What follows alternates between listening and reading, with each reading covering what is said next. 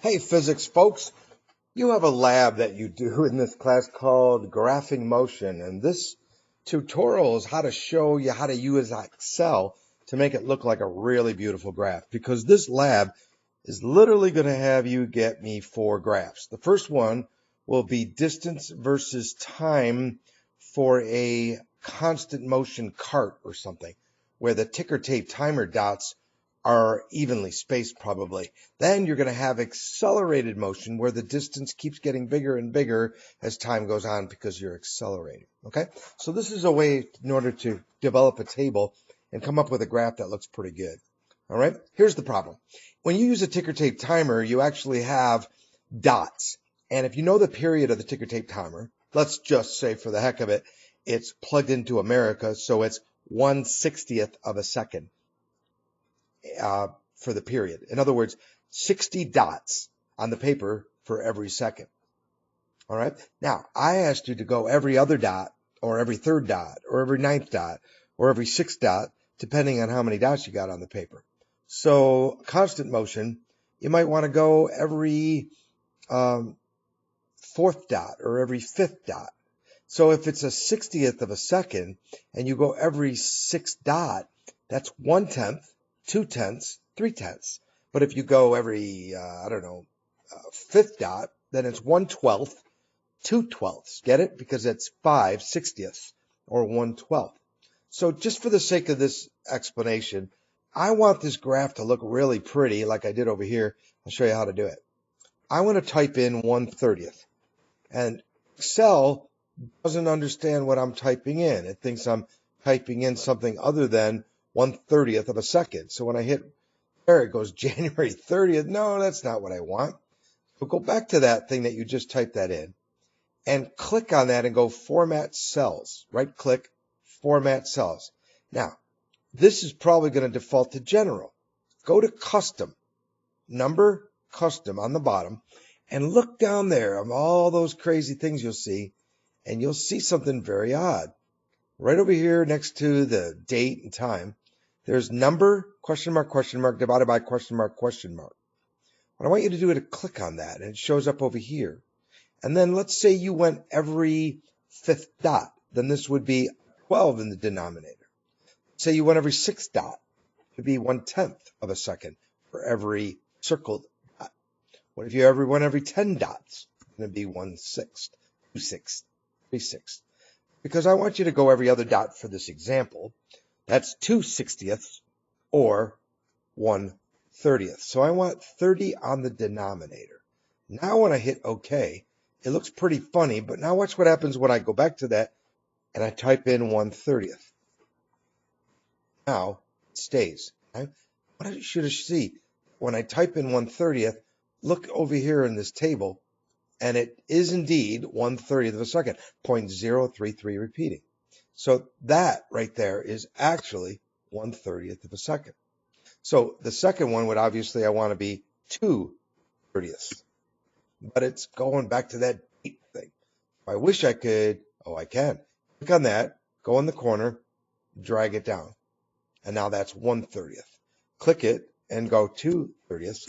It remembers the formatting from the first one. I could do that all the way down, or I could just highlight both of them, go in the corner until you get to an X, and then highlight them all, and I have them like that. Isn't that pretty? So now I got a really nice table of distance versus time, and for this particular one, it is accelerated motion. Over here, it's constant motion. This one's constant motion. This one's accelerated motion. Okay? So now I am able to actually graph this thing. What I do is highlight it, and then insert, chart, and the first one is that pretty little scatter chart. Okay? I click on that, and then it brings up all these possible layouts and a thing called quick layout. Before I do anything, I don't like this layout. What I'm going to do is move chart. I'm going to make it sample uniform motion. Click on that. Now it's a big table, but I still have all these options. I can make it look like that, or I could make it look like that. but none of them are like I want, where it looks like graph paper, except this one. But it's got all these weird dots. Okay, so that's not a bad one. You could use that one if you want. But none of the other ones I see are that good. But if I go to quick layout and go down to the very bottom left, I get something really close to what I want. It's just missing a chart title. And of course, these new Excel ones got rid of the darkened grid lines. They made them grayed out, which is very difficult to print if you need to print. So I click on series and get rid of it because I don't need to see that. It makes my graph bigger. I want to fix this axis title. So I click on it, come up here, and type in distance. You can spell distance and in parentheses centimeters. Okay, and then over here, I probably want this to read time, and then in parentheses seconds. And then I'm going to add a chart element, chart title. If I put it above the chart, it makes the graph smaller. Don't want that. So centered overlay works real well. Click on that and then type in distance versus time uniform motion. This is a constant speed. Okay, this would be like that cart flying. It's pretty. Okay, but I want more. I'm really not happy with the way this looks because the dots aren't actually on any of the lines. Wouldn't it be nice to tell this thing to put the dots right on a grid line? That would be awesome. So if you want to do that, you don't have to do this, but if you wanted to do that, what you do is click on these grid lines and you'll see that I have minor grid lines showing up. Okay? And the minor grid lines, I sure would like to have dark. Okay? And if you go down the list a little bit, minor grid lines, if you go down to major grid lines and darken that, and then go to major vertical ones and darken that, and go to minor grid lines and change that to black, I'm starting to look like graph paper, right? And then, as long as I got it, axis title, not axis title, sorry, vertical axis, make that black, and horizontal axis, make that color black. I don't know why Excel got rid of that as the default. It made it all grayed out, but it's a bummer. Okay, so if you don't like them gray, that's what you have to do to get them black. If you don't have to, but it's a really nice thing to do. Okay, now I want you to notice some things. I still got that problem I have. The minor grid lines aren't lining up with the data. If I click on this, the axis here, chart area right here, and right click, and it says, right, I don't think I have it. And I format axis, all right? Look at what happens when I format axis. I click on that, and you'll see that I have minimum, maximum, it goes to 0.8, and then the units are major 0.1. See, 0.1 is a major axis. Minor axis is 0.02. I don't want 0.02. You know what I want? I want a third of a second, which is a 30th of a second, which is 0.0333333 repeating. That's what I want. Whoa, look what just happened. Now each dot is on a line. Pretty cool, huh? I'm kind of bummed by this. Wouldn't it be great if I had these as fractions? Go down to number. I don't know if you can see that from your I lost it. Horizontal axis.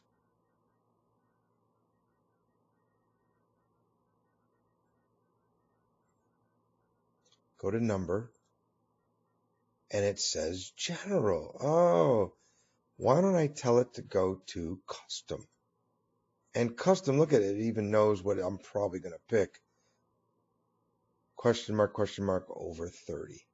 If I say yes to that, and I guess I already did, look, I got fractions, 3/30, 6/30, 9/30. Isn't that cool? Okay. I never tried this before, but what happens if the major is also 0.000? Oh, what am I doing? 0, 3, 3, 3, 3, 3, 3, 3, 3, 3. Repeating. Look at that. So now I have a dot on each one, and I have all the times down there. And that's how to make a graph that looks like a graph with the fractions on the bottom. We do the same exact thing where I do an insert, a shape, get a line, draw a best fit line. That was a horrible best fit line. Make it a little bit longer, kind of play with it, see if I can wiggle it so that it hits as many dots as possible. Not necessarily the origin. Doesn't necessarily go through the origin. You do the best fit as you can. What do you think? Is that close to the best fit? Just about right. There's best fit. And then you would insert a text box and you would find the slope by picking 2 spots on the line, not the data. Find the slope of that line. The slope of that line is distance over time, and that would give you the velocity of the cart that you did. Okay? Kind of cool, huh? All right, let's go back to the actual sheet number 1, and you'll see that over here I did the exact same thing, but this time my data has the distances going farther and farther apart. Okay? So if I highlight that, I could make a brand new chart. But you know what? I'm in a hurry. So let's go back to that sample. Sample UM. Okay? What if I clicked on, let's get rid of that line. I've got to do another graph. This time I want data from the other table. What if I took this data? I got this all perfect. What if I right clicked on there and say select data? Then it goes back to the table and it literally highlights the data that I'm using for that graph. See it? Well, what if I just didn't want to reinvent the wheel? What if I ignored this whole source sheet and I just highlighted over here? Huh? And then hit OK. Want to see? Look at that. I just instantly made my other graph. Okay? Now, what people do before that, I'm going to undo that. What I do before I do that is I do sample, and then it says move or copy. And I move or copy, and I do select to the book, same thing, and I do move to sample. Okay?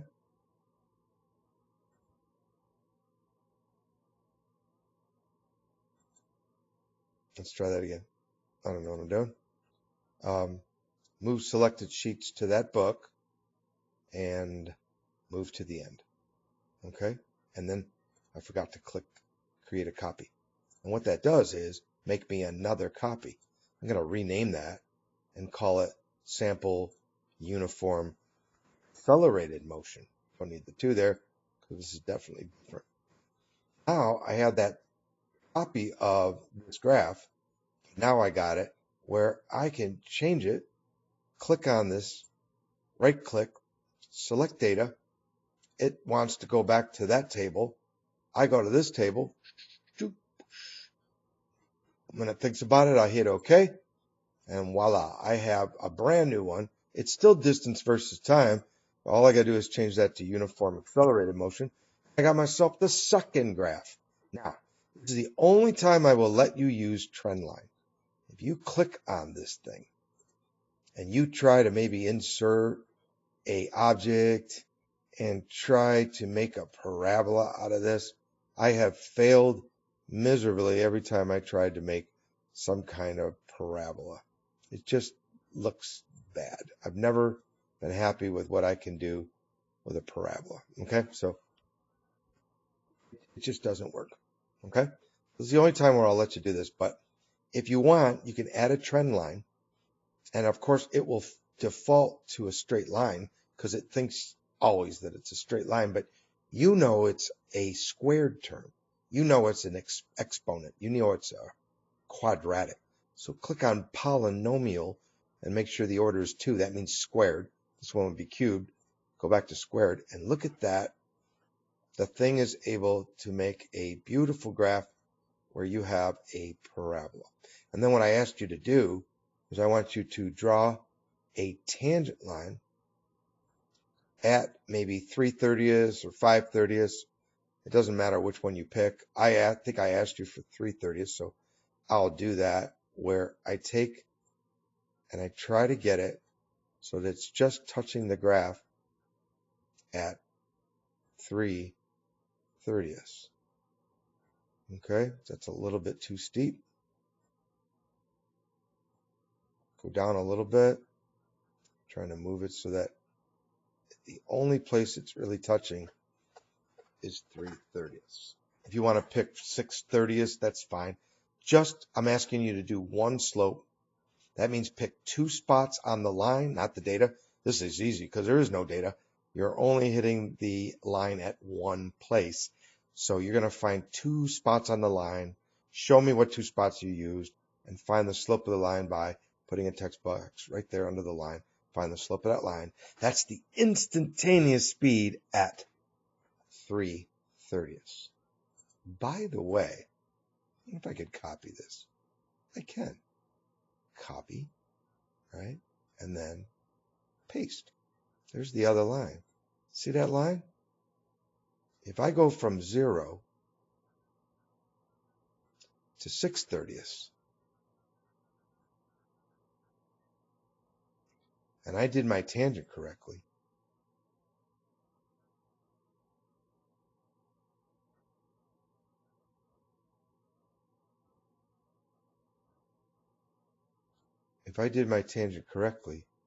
these 2 lines will be exactly parallel to one another.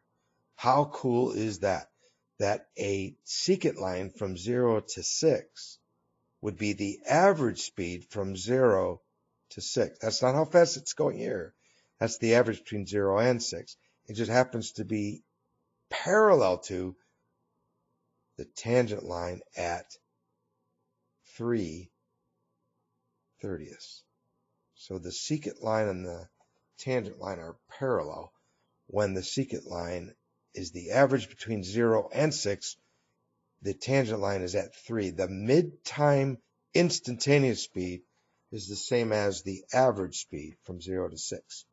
That would be the average speed between 1 and 5, or the average speed between 2 and 4. You know what that means?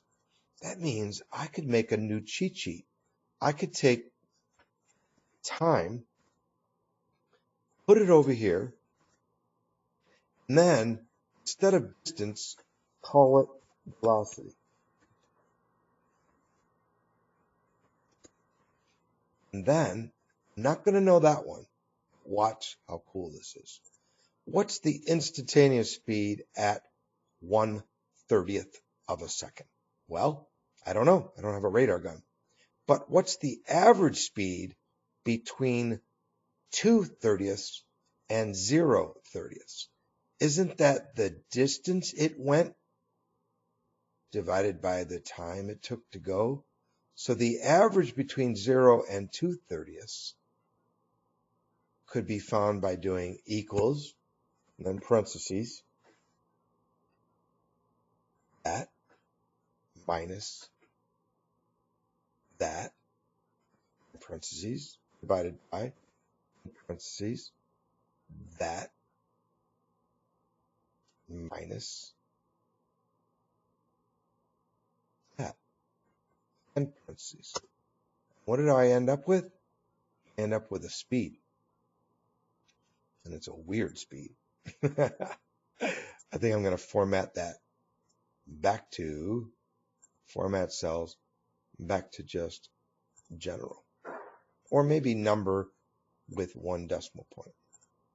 Okay, so in other words, I used the Hortense cheating method, and even though I wanted the instantaneous speed at 1/30th, I really found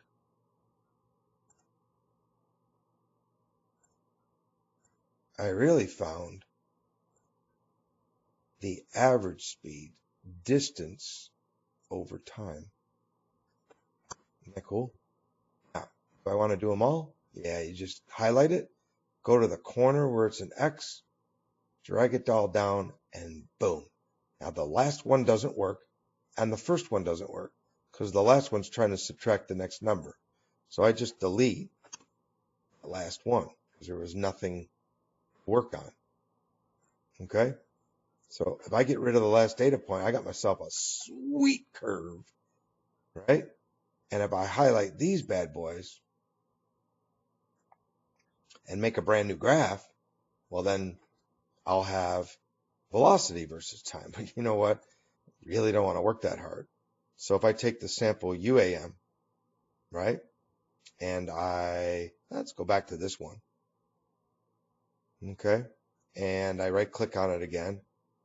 And I say move or copy. And then say create a copy. Right. And put it at the end.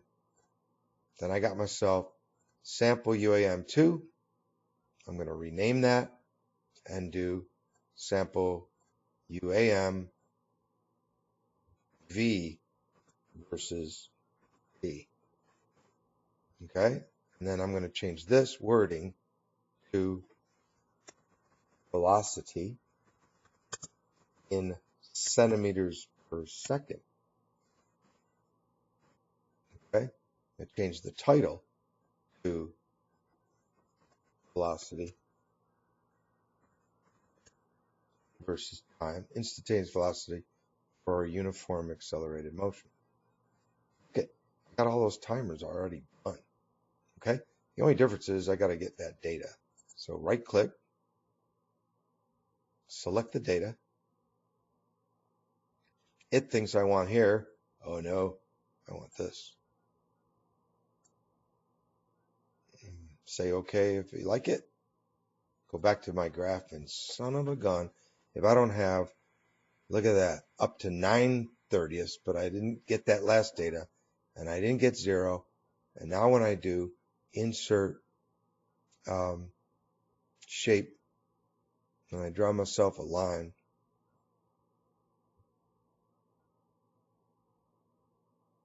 and I try to do a best fit line, yours probably won't go through 0 because I just figured out perfect data. Okay, but what will the slope of this line be? Okay, if I insert another shape and just pick that cute little donut. Where's that donut? There's a donut. I could put that donut somewhere where it's easy to read. Now you're not supposed to pick the data, you're supposed to pick the line. So even though this is not right on it, I can pick right there and pick a spot that's hitting an easy readable spot.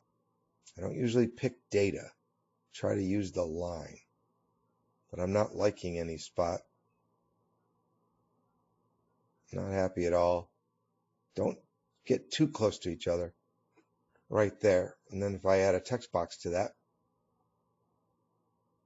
and I put the text underneath the line, and then find the slope of the line, it looks like it's going to be 520 centimeters per second minus, and that looks like 220, 40, 60, 260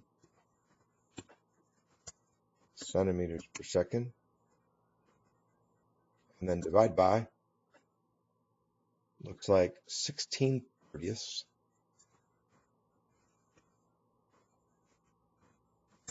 minus 8/30ths, And that equals the slope of my line. Let's find out what that is in my calculator. That equals 260 centimeters per second divided by 16 minus 8 is 8/30. And try that on your calculator to see if I'm right. I got 975 centimeters per second. The acceleration is 975 centimeters per second squared. Isn't that cool? So I ended up with an acceleration that's so close to 981 because I used really awesome data. Okay, but it's going to be error due to the best fit line, but there you go. Now, you're going to do that as your third graph. So you got one graph that's this one, uniform motion for a cart. Then you got the parabola with one tangent line drawn. You don't have to draw that secant, just the tangent line. I was using that to test. And then you got this one. Now, where's the fourth one come from? You're going to do this over again, but this time you're going to watch that video online when I drop the steel ball. And you're going to make another data table of times. And this is really cool because a video camera is 1/30th of a second for every frame. So you can use this exact same thing, but just put in different numbers here for the distance.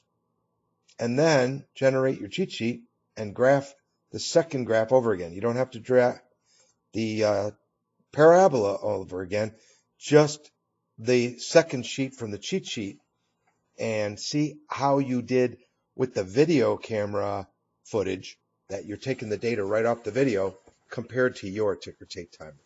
Okay? Boy, I hope that helps you a lot with your lab and hopes you makes it look like you got an Excel document that's really cool looking. And that's it.